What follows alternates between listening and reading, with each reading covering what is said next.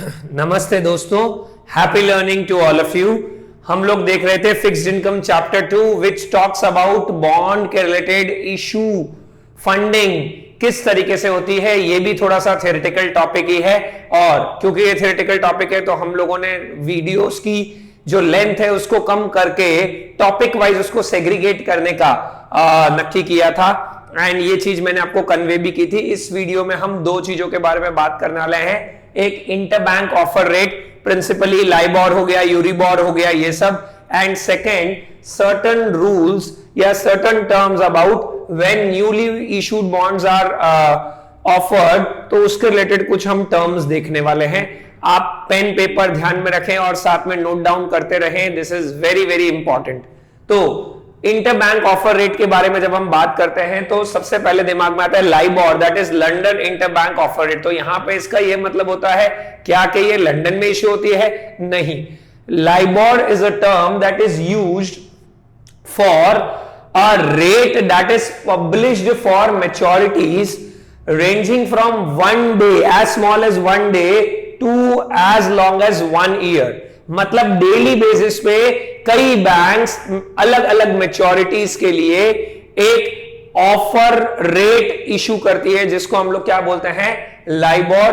कोई ऐसी single LIBOR rate नहीं होती, it is set of rates such as 60 day US dollar LIBOR. मतलब आने वाले 60 दिन में 60 दिन के लिए किसी को यूएस डॉलर बोरो करना है अनसिक्योर्ड, तो क्या रेट पड़ेगी? 90 डे जर्मन मार्क लाइबोर, मतलब 90 डेज में जर्मन मार्क में किसी को अनसिक्योर्ड लोन लेना है तो उसकी क्या रेट रहेगी। तो ये ध्यान रखें, London is just a term used here. बाकी इसमें हमें प्रिंसिपली यही ध्यान में रखना है कि what is interbank offer rate, मतलब it is basically based on expected rates for unsecured loans from one bank to another. एक बैंक दूसरे बैंक को जब किस रेट पे देती है अनसिक्योर्ड के टर्म्स में, वो रेट। तो प्राइमरीली क्या हो गया कि बहुत सारी बैंक को इंटरनली देती होगी, इसीलिए हम क्या कर देते हैं? एवरेज कर देते हैं।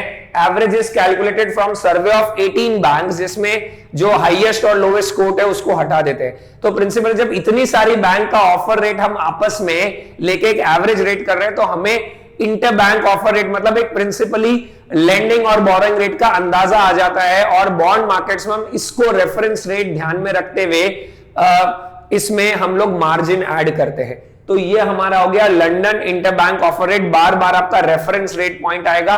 ऐसा समझिए, एक दिन के लिए भी कोई बैंक को बोरो करना है, 3 महीने के लिए करना है, 6 महीने के लिए करना है, तो उसके बेस पे जनरली ये कोट होता रहता है। इसलिए it is publish for maturities ranging from 1 day to 1 year. ये चीज ध्यान रखनी है कि अगर कोई बॉन्ड है जो फ्लोटिंग रेट है, फ्लोटिंग रेट के लिए लाइबोर बहुत इंपॉर्टेंट बन जाता है। वो फ्लोटिंग रेट बॉन्ड जो है वो 2 बार साल में रीसेट हो रहा है, 4 बार साल में रीसेट हो रहा है, मतलब 4 बार उसकी फ्लोटिंग रेट कोट होगी। तो हमको 4 बार वाले के लिए क्या रेलेवेंट होगा? 90 डे लाइबोर। 2 बार वाले के लिए क्या रेलेवेंट होगा? 180 डे लाइबोर। अगर सपोज हर महीने रीसेट हो रहा है तो 30 day LIBOR. What I mean to say is, suppose एक बॉन्ड है जो मंथली कूपन देता है और वो भी फ्लोटिंग, तो हर महीने का कूपन हमें अलग अलग डिटरमाइन करना है। तो उसके लिए हमारे लिए रेफरेंस रेट 30 डे लाइबोर होनी चाहिए। 180 डे लाइबोर रेट लूंगा तो गलत हो जाएगा, क्योंकि वो तो 6 महीने की बोरोइंग लेंडिंग की रेट है, जबकि हम लोग तो ये कूपन 30 डेज के लिए डिटरमाइन कर रहे हैं, क्योंकि उसके बाद तो एक और कूपन देगी। इसीलिए हमें रेफरेंस रेट को फ्लोटिंग रेट के कूपन से मैच करने की प्रक्रिया भी ध्यान में रखनी चाहिए। ऑल्सो रिसेंट में लाइबोर का बहुत ज्यादा क्रिटिसिज्म भी हो रहा है, क्योंकि ये एक्चुअल ट्रांजैक्शन पे बेस नहीं होती। आपस में बैंक्स अनसिक्योर्ड लोन का कोट क्या रखती है वो, तो इसलिए कई बार इसमें थोड़ा सा घालमेल भी हो जाती है, अगर हम लोग थोड़ा सा इंडियन भाषा में बात करें तो। इसीलिए अब इसके ऑल्टरनेटिव्स में हम काफी सारी जगह धीरे धीरे शिफ्ट हो रहा है। यूएस में कुछ प्रपोजल चल रहे हैं, हालांकि वो एग्जाम के लिए इतना ज्यादा रेलेवेंट नहीं है, but just if you can keep this in mind वैसा। So this is all about interbank offer rate, that is reference rate for the purpose of calculations. And फिर आता है कुछ और terms which is related to sale of newly issued bonds ठीक है, तो उसमें कुछ कुछ आता है। सबसे पहले तो जब न्यूली हम नई गाड़ी खरीदते हैं तो प्राइमरी मार्केट बोलते हैं। हम लोग ऑलरेडी कार किसी के यूज की हुई है और उससे खरीद रहे हैं तो वो एक सेकेंडरी मार्केट हो गया। हम कोई कंपनी का स्टॉक आईपीओ से ले रहे हैं, अप्लाई कर रहे हैं, प्राइमरी मार्केट हो गया।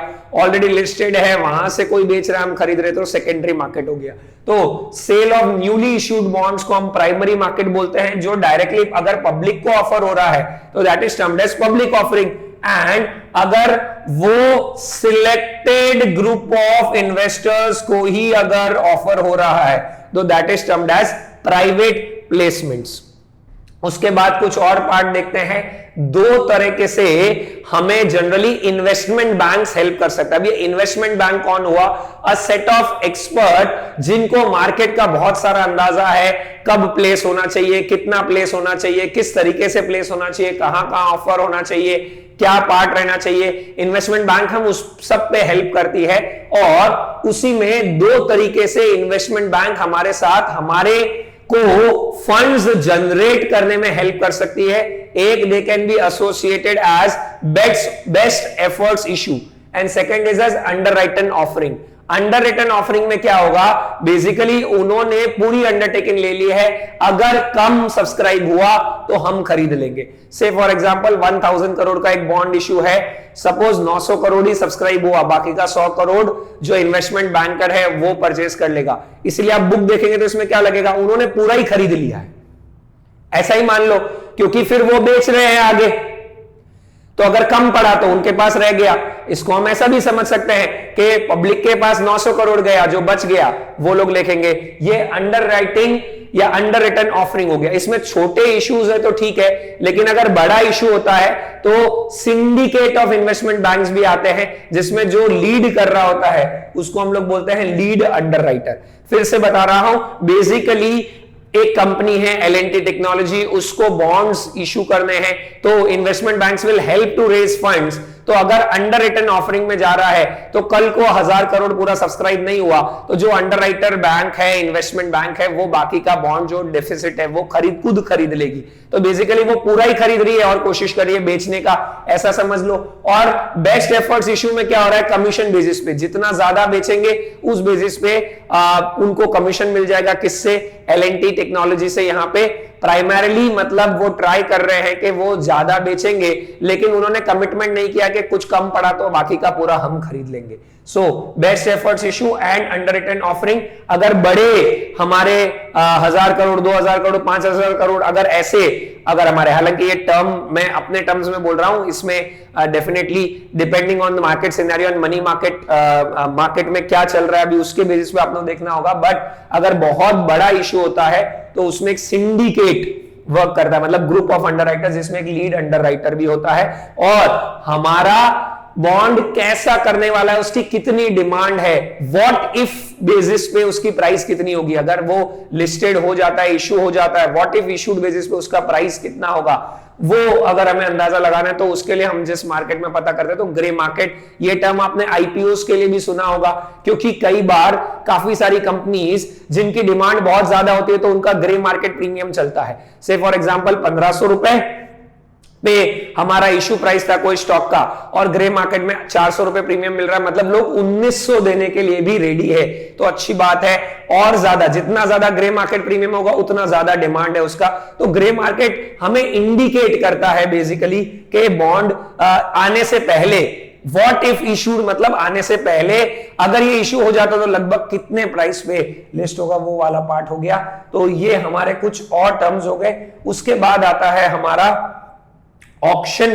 ठीक है, ऑक्शन के बारे में आप देखिए इकोनॉमिक्स में बहुत ज्यादा पढ़ चुके हैं, लेकिन जो कई बार गवर्नमेंट होती है, गवर्नमेंट जब अपने बॉन्ड्स लिस्ट करती है या इशू करती है तो वो ऑक्शन के थ्रू करती है। उसमें कई बार सिंगल प्राइस ऑक्शन होता है कि एक ही ऑक्शन पे जिसको भी खरीदना है खरीद लो। तो जनरली गवर्नमेंट को मनी मार्केट ऑपरेशंस करने होते हैं तो ऑक्शन के थ्रू ऑपरेट करती है। तो 100 रुपए, $100 जो भी डिनोमिनेटर हमारा फेस वैल्यू उससे कम पे बॉन्ड्स अगर मनी मार्केट से रिलेटेड है तो ऑक्शन पे बेचेगी और फिर बाद में मैच्योरिटी पे वापस वापस 100 या पार वैल्यू आपको मिल जाएगा, वो वाला पार्ट इसमें होता है। तो इसमें जनरली जो डायरेक्ट इन्वेस्टर्स है, रिटेल इन्वेस्टर्स, उनका पार्टिसिपेशन बहुत कम और छोटा होता है। बेसिकली कुछ और बड़े कॉर्पोरेशंस या कुछ फाइनेंशियल इंस्टीट्यूशंस उसको ले लेते हैं एंड देन फिर मे बी वो रिटेलर्स के पास जाए या वो मनी मार्केट ऑपरेशंस को या बैंक्स के थ्रू वो चीज वर्क करती है। तो इतना ज्यादा बहुत ज्यादा रेलेवेंट नहीं है, बट मैंने थोड़ा सा आइडिया दिया ऑक्शन के बारे में। ये इंपॉर्टेंट है कि प्राइमरी मार्केट में अगर हमें पब्लिक से पैसा उठाना है तो हम बेस्ट एफर्ट्स मतलब कमीशन बेसिस पे जा रहे हैं या अंडरराइटिंग में भी कमीशन तो होता ही है, बट इसमें पूरा का कमिटमेंट होता है, इसमें जितना हम बेच पाए उसके ऊपर ही होता है। ये ग्रुप हो गया, ये हमारा कैसा मार्केट है। और ऐसा ही एक होता है शेल्फ रजिस्ट्रेशन, मतलब हमने एक साथ 10,000 करोड़ का जो भी हमारा सिक्योरिटीज रेगुलेटर है, अलग अलग रेगुलेटर होते हैं। जैसे अगर स्टॉक मार्केट्स की बात कर रहे हो, उसको मैं आपको शेयर्स लिस्ट कराने तो इंडिया में सेबी और लुक करता है, यूएस में, ठीक है, आपका अलग अलग इकोनॉमीज में अलग अलग रेगुलेटर्स है, राइट, ठीक है। तो वो बेसिकली बेस होता है। वैसे ही मनी मार्केट को लुक करता है आरबीआई, यूएस में फेड, वैसे अलग अलग पार्ट है, राइट। तो इसमें अगर हम यूएस की बात करें तो जैसे एसईसी हो गया, who looks after the stocks. तो अब इसमें शेल्फ रजिस्ट्रेशन क्या हो गया कि जो भी हमारा रेगुलेटर है उसके साथ हमने एक साथ बल्क में 10,000 करोड़ का रजिस्टर करा दिया। अब हम पार्ट्स में धीरे धीरे ला रहे हैं, तो बार बार हमें री रजिस्टर कराने की जरूरत नहीं है। लेकिन इसमें तो क्या हो गया, हर बार बहुत सारे डिस्क्लोजर्स होते हैं, एक साथ करा दे तो नंबर ऑफ डिस्क्लोजर्स कम हो गए। तो इसमें ऐसा नहीं कि घालमेल हो जाए। घालमेल मतलब बेसिकली क्या होता है, जब आपको पब्लिक ऑफरिंग में लाना होता है तो बहुत सारी डिटेल्स देनी पड़ती है। तो शेल्फ रजिस्ट्रेशन करा लिया मतलब हमने एक साथ करा तो लिया, बट इसमें फिर ऐसा तो नहीं कि बाद में जब ऑफर करेंगे तो बहुत सारी डिटेल्स आई नहीं। इसीलिए कई इकोनॉमीज में तो ये अलाउड नहीं होता है और काफी जगह पे सिर्फ जो है वो क्वालिफाइड लोग ही इसमें पार्टिसिपेट कर सकते हैं, वो हमें ध्यान में रखना है। तो shelf registration is registration with security regulators in its aggregate value, मतलब एक बड़ी कॉम्बाइंड वैल्यू हमने ले ली, फिर बार बार धीरे धीरे कभी 1,000 करोड़, कभी 2,000 करोड़, कभी 500 करोड़, ऐसे हम धीरे धीरे पब्लिक को ऑफर कर रहे हैं, लेकिन रजिस्टर एक साथ हमने शेल्फ में ही करा लिया है। तो this is a part of the primary market जहां पे हम लोग बार बार री रजिस्टर नहीं कराने की जगह एक साथ करा लिया। बट क्योंकि ये थोड़ा सा रिस्की पार्ट होता है इसलिए हर किसी को ये जनरली ऑफर किया जाता नहीं है। ये हमारे कुछ और बेसिक टर्म्स हुए।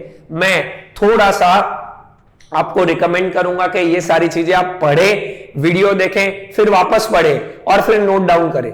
तो ऐसे करने से क्या होगा ना, आपके दिमाग में सेट होंगे टर्म्स, क्योंकि अदरवाइज तो आप क्या करोगे, आप ये टर्म अभी सुन लोगे, हाँ हाँ बहुत इजी है, बट वापस फिर थोड़े टाइम बाद देखोगे तो थोड़ा सा ये ब्लर हो जाएगी इसकी मेमोरी। इसलिए you must keep this in mind कि इन सारे टर्म्स में थियोरिटिकल चीजें ज्यादा है, तो आपको कीवर्ड्स बार बार इंडिकेट करना है। So this is interbank offer rate and this is primary market. Primary market में पब्लिक ऑफरिंग, प्राइवेट प्लेसमेंट हम लोग पूरा इश्यू कर रहे हैं, underwriting, commission basis on sale, best underwriter, grey market premium कितना है, एक साथ एग्रीगेट वैल्यू में रजिस्टर करा लिया, शेल्फ रजिस्ट्रेशन, ये पॉइंट्स ध्यान में रखने हैं। Thank you very much.